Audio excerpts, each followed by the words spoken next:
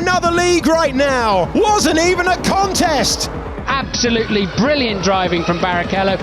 And that's one of the greatest things I've ever seen in Grand Prix racing. This is Brazil, and it's time for the next chapter of this relentless World Championship run. Max Verstappen, 5-place grid penalty, finds himself dropping down to 17th in the order. The Sao Paulo Grand Prix is underway. Having a go at Lewis Hamilton, the championship leader on the attack. And Verstappen comfortably takes 9th position in another league right now. Wasn't even a contest. This now is where it gets tricky as the rain gets heavier in the final corners of the racetrack. It's a lot of water, but just try a lap. Stay up. Colapinto finds the barriers. It is a red flag. So for the cars that didn't pit, Ocon, Verstappen and Gasly, it is a free pit stop. There's a big opportunity for Charles Leclerc, but a better one for Max Verstappen.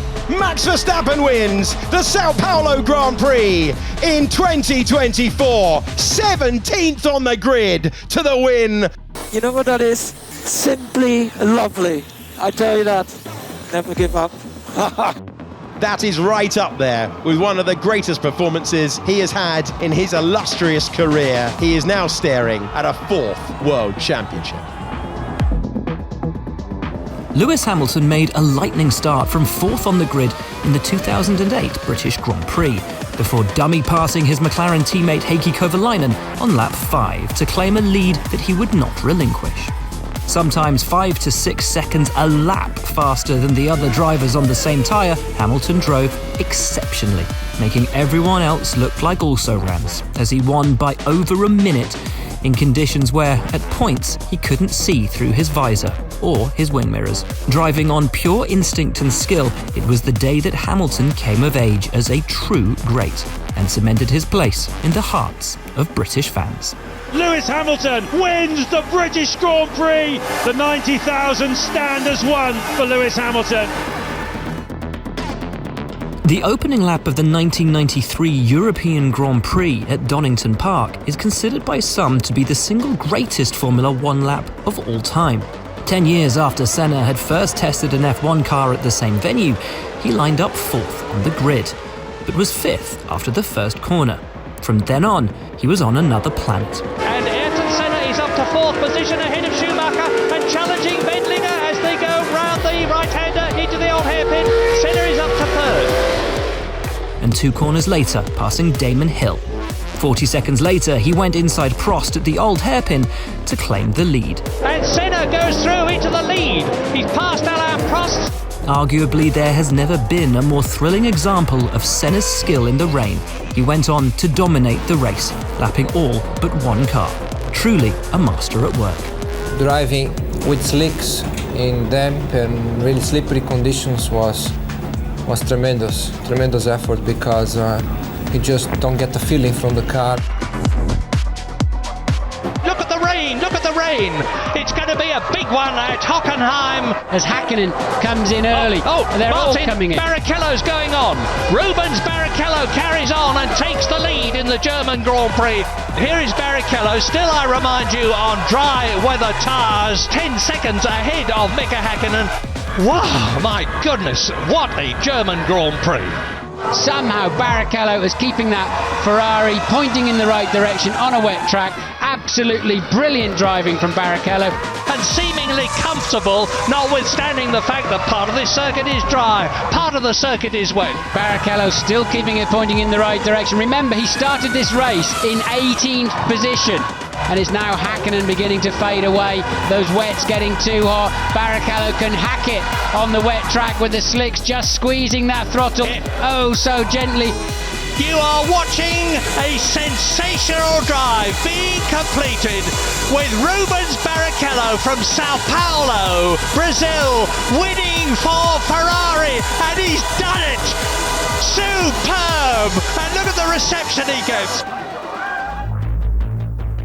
A series of deaths earlier in the 1968 season, including that of Jim Clark, had brought Formula One safety into sharp focus. So the prospect of racing on the Nürburgring, the most challenging and dangerous track in the world, seemed even scarier than usual. And that was before the weather made it even worse. An ugly concoction of heavy rain, fog and mist was just something else drivers were expected to deal with, and none did so better than Jackie Stewart. His team boss Ken Tyrrell later revealed that it was the only time he'd ever ordered a driver to race against their will. But Stewart rose to the occasion nonetheless, dominating the race and winning by over 4 minutes. Racing in those conditions would never be allowed today, and as such, Stewart's drive that day is in many ways unsurpassable. A blend of bravery, skill and talent that we will not, and probably should not, ever see again. Button's greatest Formula One performance came at the dramatic 2011 Canadian Grand Prix. The race began under the safety car, with everyone starting on full wet tyres. Spray was making visibility tricky, and on lap 8, Button and his McLaren teammate Lewis Hamilton collided. Button pitted under the resultant safety car and opted for intermediate tyres, dropping him down to 12th spot. The race was suspended on lap 26 when a thunderstorm and torrential rain descended. After a 2-hour delay, there was another safety car restart, and Button was involved in a second collision, this time with Alonso, which took the Spaniard out of the race and saw a punctured Button pitting, emerging in last place.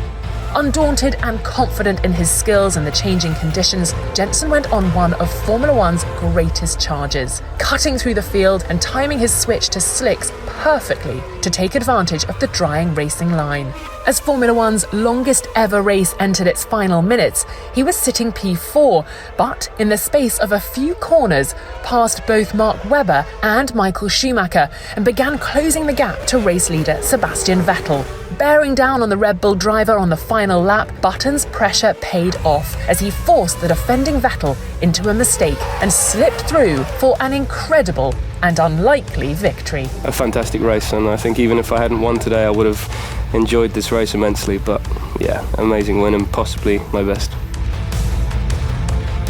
Michael Schumacher was already a double world champion by the time he signed for Ferrari in 1996. But it was at the rain-soaked Spanish Grand Prix that he proved his talent could transport subpar machinery into places it had no right to be. After an awful start, Schumacher methodically picked off his rivals. And Schumacher goes through, passes Jordan Lacey and moves up into second place. And Schumacher is there with a clear track ahead of him, past Jacques Villeneuve. And once in the lead, simply drove away from the field, setting a string of fastest laps, the best of which a whopping 2.2 seconds faster than anyone else. And even more remarkable when you consider that in dry conditions in qualifying, his Ferrari had been nearly a full second slower than the Williams of Hill and Villeneuve. Often nicknamed the Rainmaster following this performance, the day was the beginning of what would become a legacy. And Michael Schumacher wins the Spanish Grand Prix after an absolutely superlative drive to bring the great Maranello concern back right to the front of Formula One. Vettel hits it and away we go. We're racing at Monza. Sebastian Vettel leads a Grand Prix for the first time. What about Vettel? A 1:35.534 compared to Kovalainen 1:37.241. 1.7 seconds quicker. Tremendous performance by Vettel. He leads Kovalainen. Sebastian Vettel, the leader of this Grand Prix, 12 laps away from his first victory. And driving superbly. As you said earlier, James, he's covered off Kovalainen on the same strategy. He's 11.3 ahead of him at the moment. He's lapping as fast as anybody out there. Hasn't made a mistake. Supreme driving from young Vettel. Sebastian Vettel is a Grand Prix winner for the first time. He's the youngest ever, and that's one of the greatest things I've ever seen in Grand Prix racing. You have won the Italian Grand Prix. You have won the Italian Grand Prix. Bravissimo. Impressionante. I don't know what to say. Grazie mille. Grazie mille. I think it's for sure the best day of my life. I mean, these pictures, these emotions, I will never forget. I mean, it's unbelievable. It's so much better than you might think it is. It's great. Ayrton Senna's first victory in Formula One was nothing short of remarkable. The track was flooded, the light was terrible, but Senna was supreme. While other drivers, including the likes of Alain Prost and Keke Rosberg, struggled simply to keep their cars pointing in the right direction, Senna, racing for only the second time for Lotus and in just his 16th Grand Prix to date, put on a masterclass in wet weather driving, obliterating the field and lapping everyone but the Ferrari of Michele Alboreto, who finished over a minute behind. Senna flung off his seatbelts and all but climbed out of the cockpit as he raced down the pit straight, arms aloft in celebration. He had well and truly arrived. Max Verstappen was aged just 19 when he earned comparisons to some of the greats with a spectacular recovery drive at the 2016 Brazilian Grand Prix. Having dropped down the order following a late pit stop for wet tyres, Verstappen proceeded to pass 11 drivers, including teammate Daniel Ricciardo and the now four-time world champion Vettel, in 14 breathless laps in Brazil. Though he was undoubtedly helped by his fresh rubber, there was no longer any question that Verstappen had everything. His boss Christian Horner compared his performance to great wet drives by Senna and Schumacher, and Mercedes team principal Toto Wolff commented that he was redefining physics. It was a great race, a lot of fun, a lot of overtakes, a lot around the outside. Mainly, you can't stay behind them because of the spray, so you try to find another line and it seemed to work. At the end, when I crossed the line as well, it felt like a victory.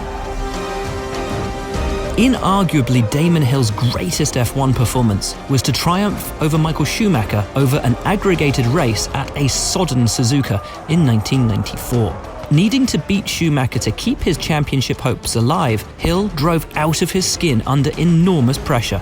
The opening 3 laps were daunting as hail fell from the skies and the safety car was deployed, with 3 drivers aquaplaning and crashing out. The race did restart, but was stopped following Martin Brundle's awful accident at the Dunlop curve. The race would be restarted, but this time with Schumacher holding a 6.8 second lead on aggregate. The momentum swung both ways, but Hill, with one tyre blistering after failing to be changed during his sole pit stop, drove out of his skin under enormous pressure to hold off the 2-stopping Schumacher and win by 3.36 seconds to keep his title dream alive. Damon Hill wins the Japanese Grand Prix and takes his 6th win of the year.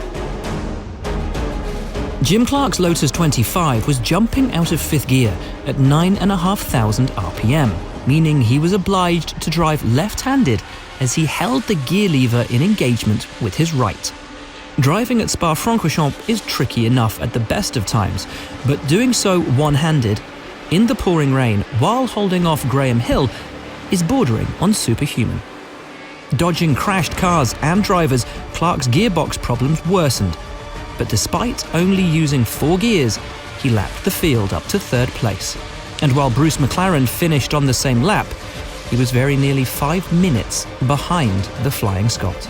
By any standard, it had been a stunning performance.